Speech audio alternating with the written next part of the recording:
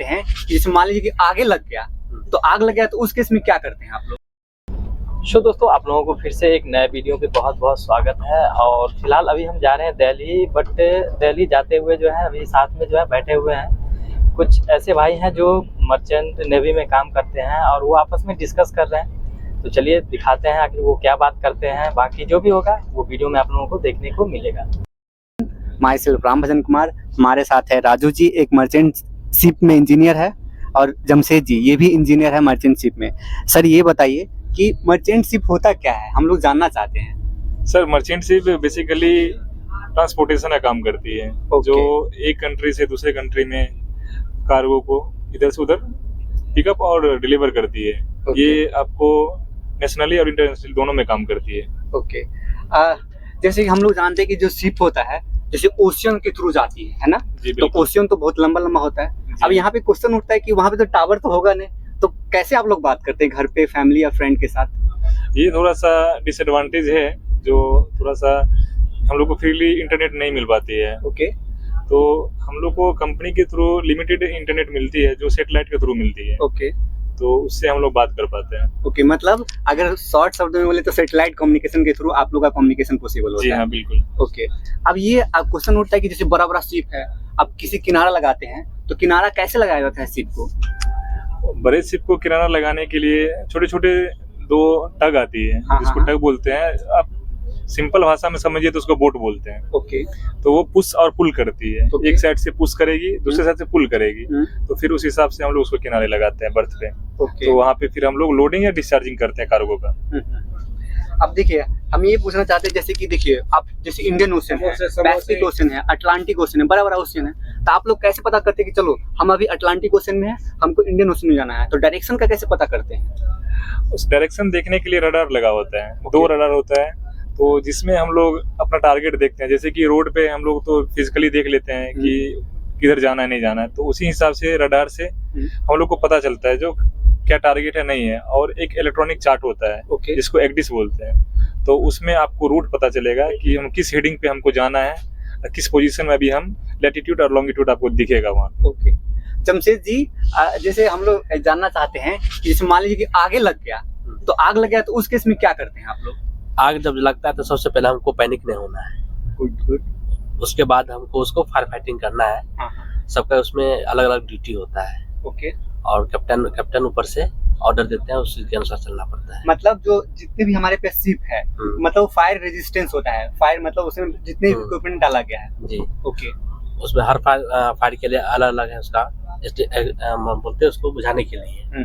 जैसे ऑयल की आता है, फोम आता है, लकड़ी के लिए फिर अलग आता है। ओके। इसी तरह हर चीज का अलग अलग है।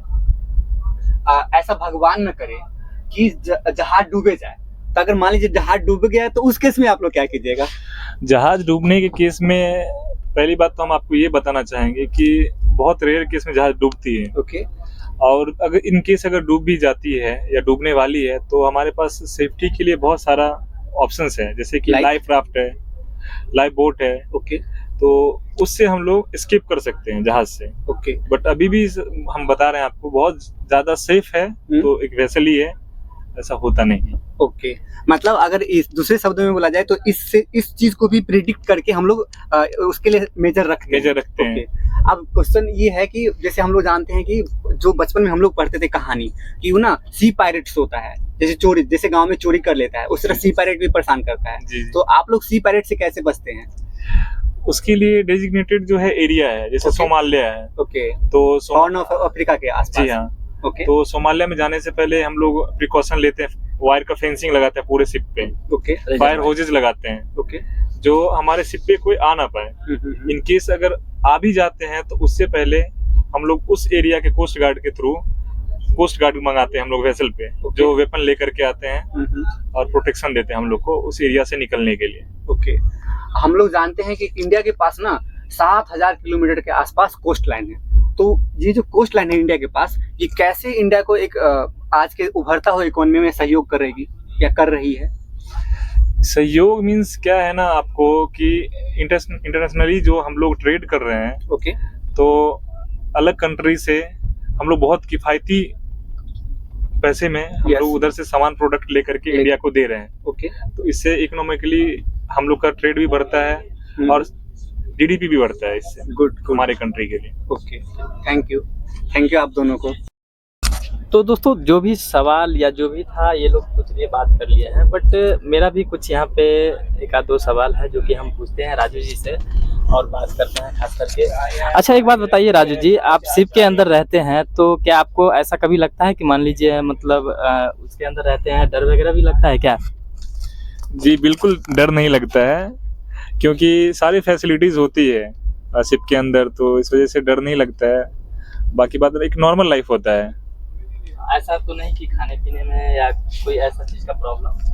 नहीं, खाने पीने में कुछ भी प्रॉब्लम नहीं होता है। जो भी आपको फैसिलिटीज एक अच्छी जगह पे मिलती है, एक अच्छी जॉब में मिलती है, वो आपको सारी फैसिलिटीज, खाने का स्टैंडर्ड, हर एक चीज मिलेगी आपको। अच्छा एक बात बताइए, मेरा एक छोटा भाई है जो कि मर्चेंट नेवी में जाना चाहता है। फिलहाल अभी वो बिजनेस कर रहा है, मोबाइल शॉप है मेरा, और वहीं पे वो काम कर रहा है। और अगर वो मर्चेंट नेवी में जाना चाहता है तो क्या जा सकता है? हाँ बिल्कुल जा सकते हैं वो। मतलब उसके लिए क्या एजुकेशन वगैरह कुछ? एजुकेशन क्वालिफिकेशन आपको साइंस से पीसीएम होना चाहिए उसका 12th, तो वो जा सकते हैं। फिलहाल तो वो जैसे कि बीकॉम फाइनल कर लिया है, तो अगर वो 12th किए हुए हैं साइंस से तो वो जा सकते हैं इस फील्ड में। साइंस में बीकॉम क्या होता है? कॉमर्स होता है। तो बीकॉम फाइनल। अच्छा, तो उसके लिए डिफरेंट कोर्सेज हैं जो आप 10th के बाद जैसे कि जीपी रेटिंग कर सकते हैं। अगर साइंस से अगर आप नहीं किए हैं 12th तो आपको ये करना पड़ेगा जीपी रेटिंग कोर्स। वो 6 मंथ का होता है, आप किसी भी कॉलेज से कर सकते हैं। ढेर सारे अपने इंडिया में कॉलेज हैं। तो चलिए दोस्तों, साथ में मिले थे और सोचे हम लोग क्यों ना इनसे बात करें और एक प्रोडक्टिव डिस्कशन हो गया। हाँ, तो साथ में मिले तो सोचे मतलब क्या पता ना फिर कभी मिलेंगे या ना मिलेंगे, ये तो नहीं पता। अभी फिलहाल साथ में थे और मिले, साथ में जा रहे हैं दिल्ली, तो हम लोग आपस में बात कर लिए और जो भी था बताए हैं सर। बाकी चलिए दोस्तों, आज का जो ये वीडियो है इसको यहीं पे एंड कर लेते हैं। बाकी अगर वीडियो पसंद करते हैं तो वीडियो को लाइक कर दीजिए। चैनल पे नए हैं तो चैनल को सब्सक्राइब करके बेल आइकन प्रेस कर सकते हैं। बाकी मेरा तो ये टॉपिक नहीं है, बट चलिए हम अपलोड कर दिए जाते जाते।